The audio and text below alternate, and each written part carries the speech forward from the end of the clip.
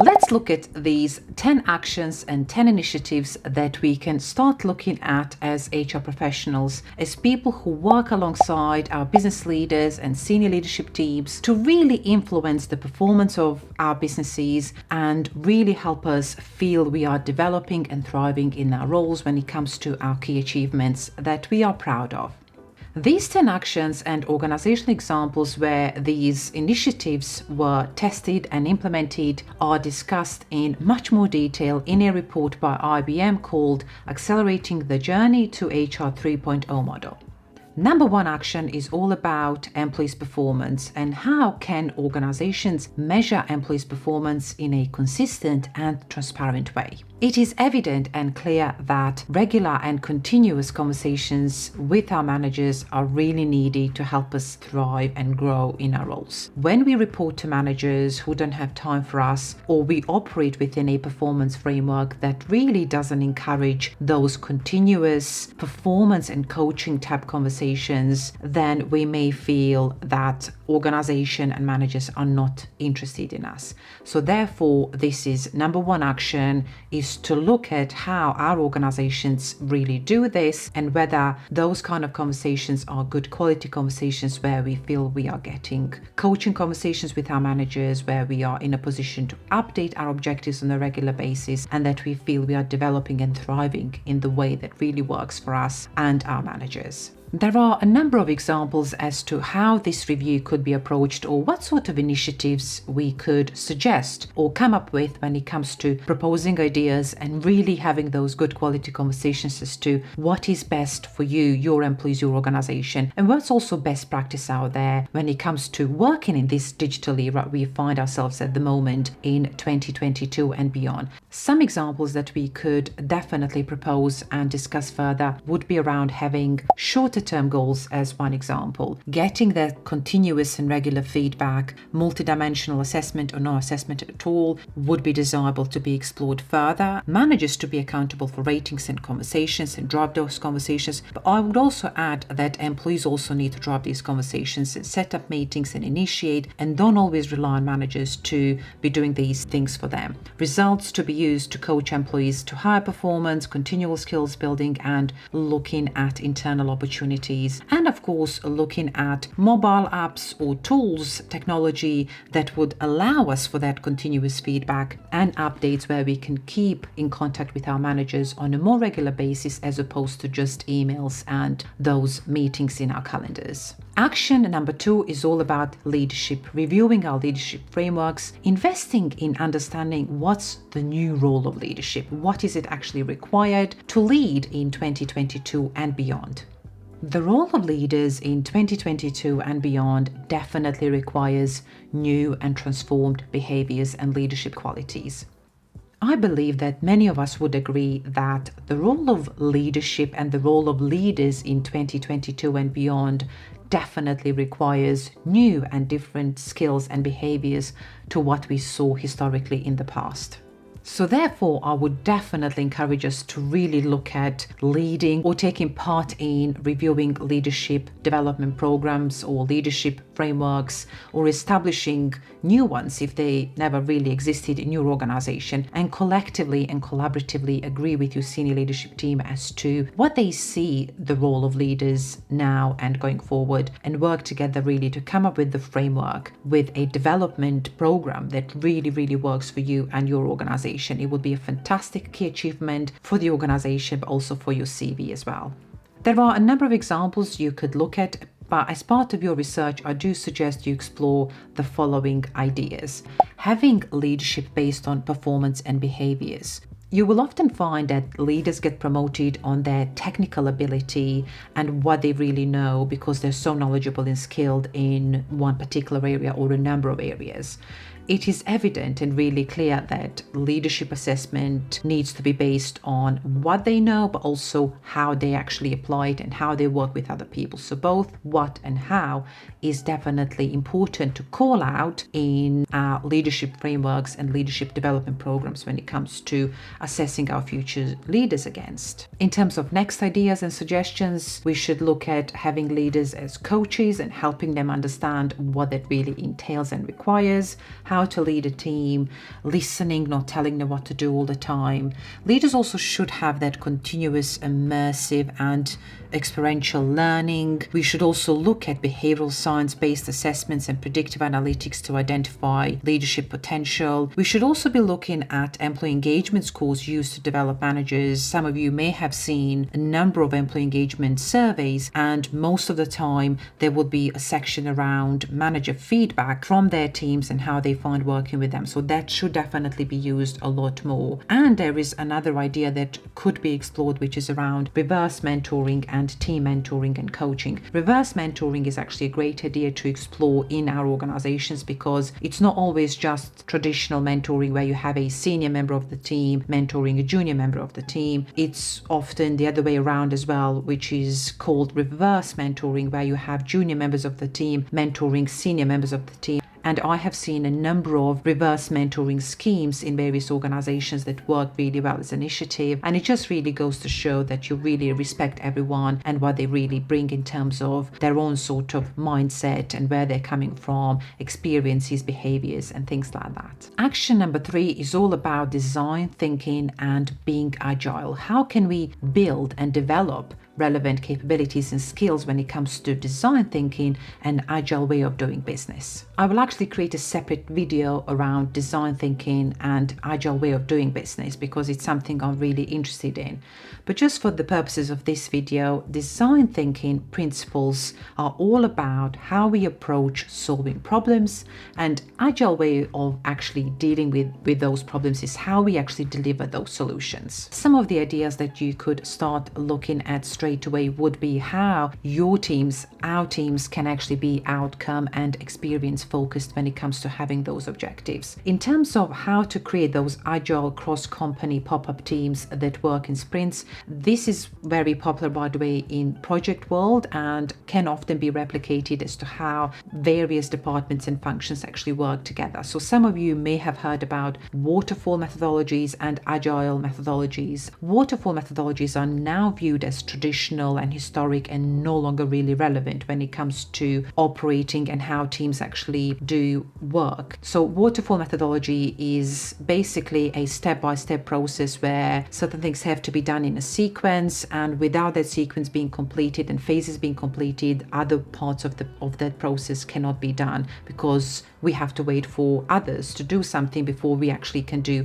our pieces of work. In a nutshell, that's how I managed to get my head around it. Agile way is actually very different to that, where it really initiates that collaborative, simultaneous ways of doing business, where things are happening at the same time and many teams work together at the same time, as opposed to waiting for one activity to be completed before another activity can be completed.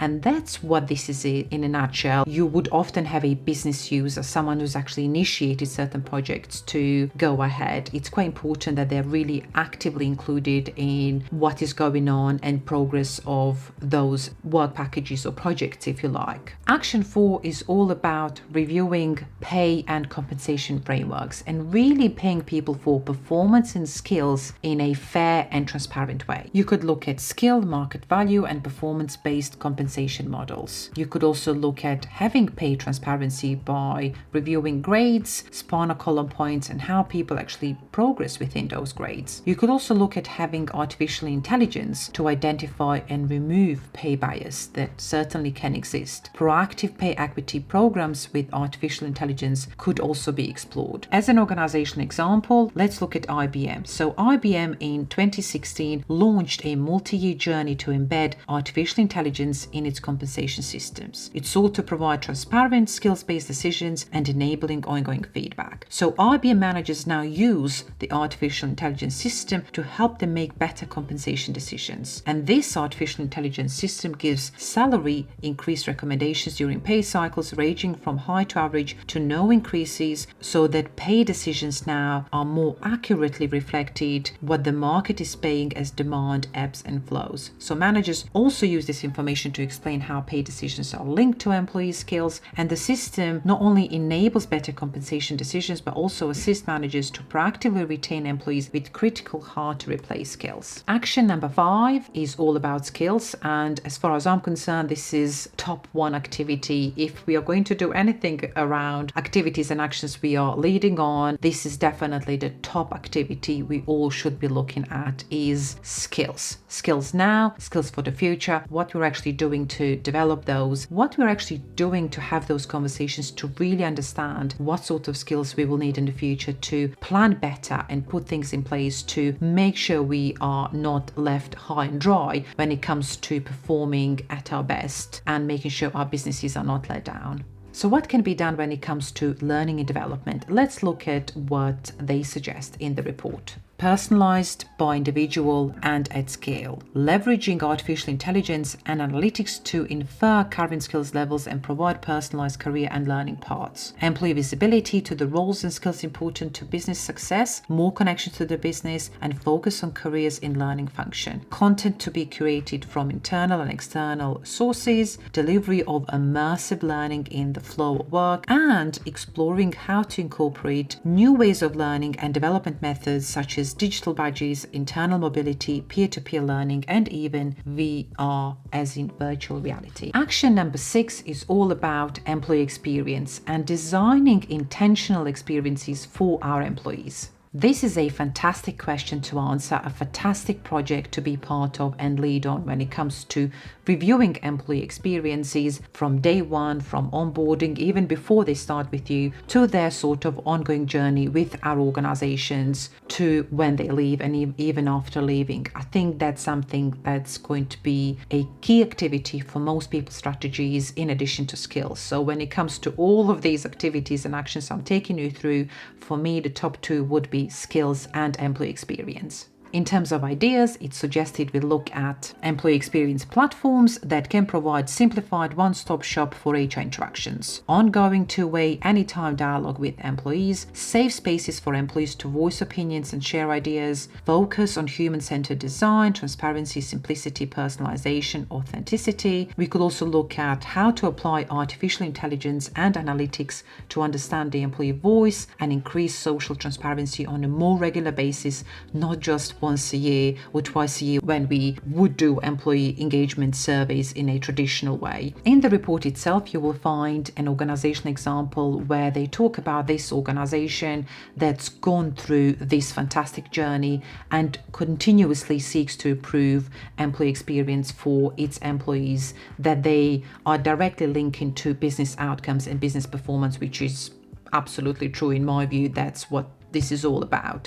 But they've gone even further. They actually have renamed their HR department to the Employee Experience Organization, just to really emphasize that they are all about employee experience. And that's actually quite interesting to see. And I think I have seen on LinkedIn a couple of other people type departments or HR functions renaming them to people experience departments, which is quite interesting to see. Action number 7 is all about tech. What sort of technology are we using in HR to really help us with all of these activities, strategies, and actions that we have in our minds and really keen to make happen in reality? It's suggested to look at cloud-based architecture that would give us speed, user-friendliness, flexibility, reliability. I would like to add, if you have an opportunity to be part of any HR transformation, especially if it's a tech transformation, I do suggest you are part of those initiatives, those projects, because it's absolutely relevant, up to date. Many organizations are reviewing their technology and really embracing cloud-based architecture and softwares. If you ever have an opportunity, please do it. You will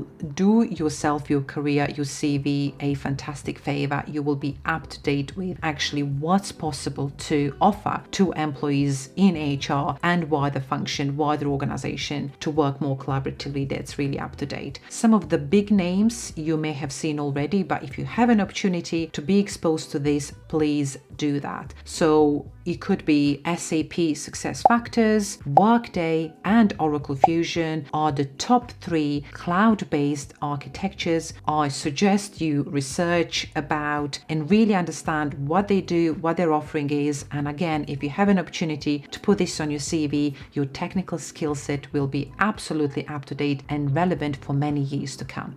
Number 8 action and activity we all should be talking about is data. How to actually be data driven, how to become data driven, how to upskill ourselves, how to upskill our function, our leaders, because data is not going to go anywhere and we need to be able to understand it, manipulate it, work with it. And really this activity is all about how to apply data driven insights. I would like to add that this is much more than just reporting data. It's actually analyzing it, working with it, having it next to you as a friend, as a place to go to, especially when you're presenting something and you feel on your own. Data really is your best buddy to have next to you that you know you can rely on. So therefore, when it comes to working with data, it's much more than just data reporting. It's actually analyzing it and giving its name, narrative, that really gives you powerful storytelling. All this to help us make better business decisions. Action number 9 is all about upskilling our HR business partners, but I would also like to add actually upskilling the whole of HR function. It's quite important that everyone does that and that we really understand what sort of new skills we need to develop and need to have. This is actually quite important because the idea of HR business partners actually started in the 90s in the internet era, and it's linked to the previous video I did as well based on this report. Where we are now is the digital era, and certainly the way us as business partners, we need to be looking at what sort of required, what do we need to do to operate differently going forward. So let's look at what the report says when it comes to HR business partners operating in the digital era in the HR 3.0 models. It suggests that HR business partners need to remain and continue to be strategic advisor with HR expertise and business acumen, and not just service directed. It's important that HR BPs are service focused on senior business leaders, challenges and issues. HR BP to act as a trusted coach, to be data driven, problem solver and change agent. And finally, data savvy HR BPs create new opportunities for business to leverage workforce data strategically. So as I mentioned before, every time you find yourself you have to go to a senior leadership team meeting, I do suggest you have data set next to you relevant to that department. And final action, action 10, is all about talent.